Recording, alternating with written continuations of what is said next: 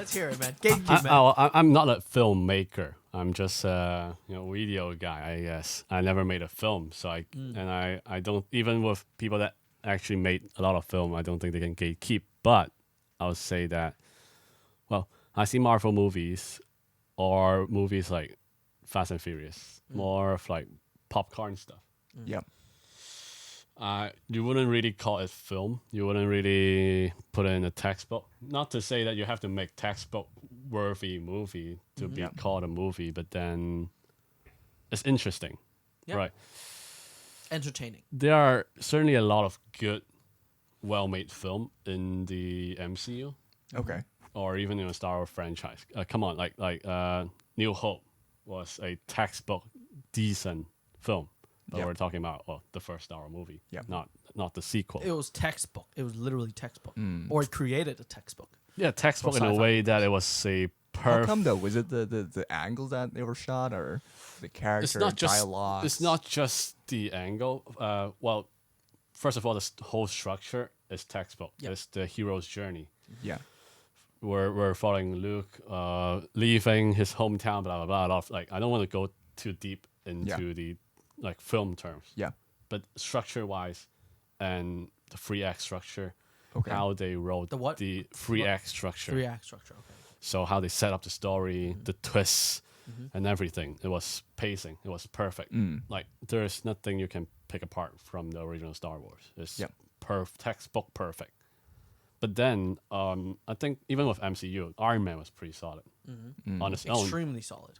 Iron Man was a pretty well written, acting, the filming, everything is Yeah. Yeah. fine. A lot And of you'd say the character hero's development. journey as well. It's The character textbook. development, because Yeah. Tony Stark was a bit of a douche at the start, and you know, he went to the dungeon and Attacked. became a hero, kind of like that. But then, it's good thing that you mentioned hero's journey. I think let's not go to the territory of what makes a film and what's in a movie. Yeah. Even with just a movie, I think I thought movie is just like American term for film, and films like the Whoa, more yeah, Dude, that's the Yeah, impression it is, I had. it is, but sorry, I I think segued a little. I guess in my point of view, or a lot of film snob point of view, would be film are the stuff that are artsy. Right. not artsy, are good. Good. In yeah, general. Okay. Yeah. In a like critic- Godfather, stuff like In that. a critic way, Passing that time. is Yeah. like something that agreed by most critic and general audience that is a well-made Yep. art piece, Okay. but not like a Winter Soldier. I want to call it a film. It's a movie. But then I think the major issue that a lot of people have with Marvel movies is that they broke the whole hero's journey stuff. Oh. Okay. Because I thought it really is textbook. In Very most movies, traditional. very textbook movie journey. Not I mean, most of hero's them. journey. Let me. Okay.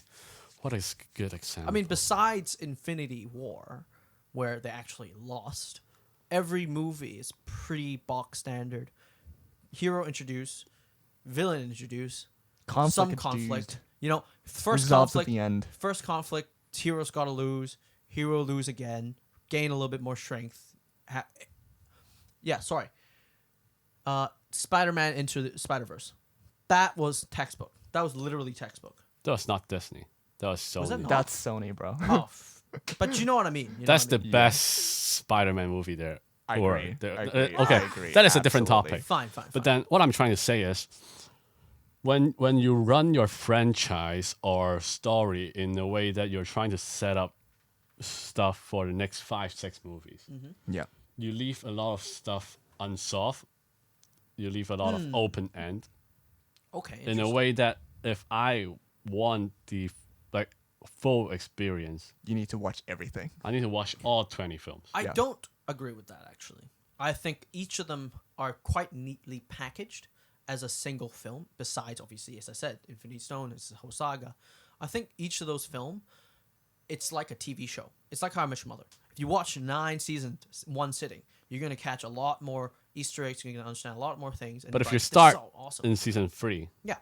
You then can watch you season 3. don't know what happened. No, but each of those episodes package each of the characters nicely in him. You need the pretext. You need all the pretext. You don't need it. It'd be nice to have it.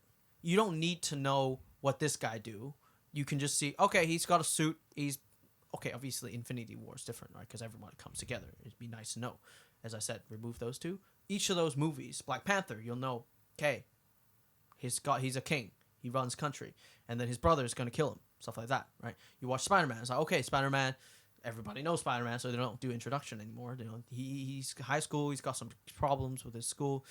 He's If you watch struggling. Homecoming without any knowledge of who Iron Man is, what You don't need Avengers to. are, You don't need to. it will be very confusing. Not that much. They know this guy's his mentor. This guy's important. He's got Iron Suit. He's rich, and then they're getting robbed. There's a plane. There's some stuff, and then people steal stuff. It's not a big deal if you don't know who the Avengers are. You just know. No, I think it's no. not important. You just know that, okay, there's some rich people that are getting robbed or something, right? There's some high technologies getting robbed, and he prevented it. They don't need to know that much. I would highly disagree. Why? What I think, okay, What does it add to the film? I mean, obviously the experiences add to know that, okay, the Avengers, oh, they're so cool, they're so nice. People know. If they don't know it, they'll be like, well, the whole Avengers. Spider-Man movie, like 90% of it was about Peter's relationship with Iron Man, whether he can take the mantle of being a superhero. Yeah, that's an internal struggle. All the pretext of what happened during not Endgame, during Avengers Civil War. all the stuff that all the reference they dropped, the first bank robbery, everyone is wearing Avengers mask. There's no way someone can enjoy a Spider-Man a Homecoming. Like, let's say, I'll say 100%. No way there's 100% enjoyment. It will be like a 70 at best. Fine, without but- all the context. Fine. But And in I'm that saying- case, I don't think the 100% is necessary. I think if you get to 70%, that's already the hero's journey that you have. It's neatly packaged. If you watch all those previous films, fine, you get 100%. But 70% is already quite good, and that's my point. It's enough to have that hero's journey. It's enough for you to enjoy. Okay, internal struggle. Okay, he wants to be better, but he can't. Okay, he screwed up, and that guy's mad. It doesn't. You don't super need to know that he's Iron Man. He Okay, had struggled you're with his wife, fixating a whatever, lot right? on the hero's journey stuff, but Yeah, then yeah. not everyone watch a movie for the hero journey, right?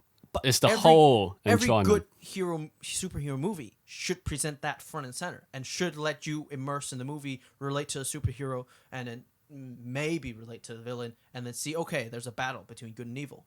That's it, and that's the whole front and center movie. That should be what every superhero movie, and that's what I enjoy. Largely, everybody enjoys largely that good and evil fight, and then good prevails. And if you do that correctly, you get Marvel movies. If you have a little bit more Easter egg, you have a little bit more lore, of course, you're gonna be like, what? Who, Iron Man? Doctor Strange? But it's only a passing moment. It's only a passing dialogue.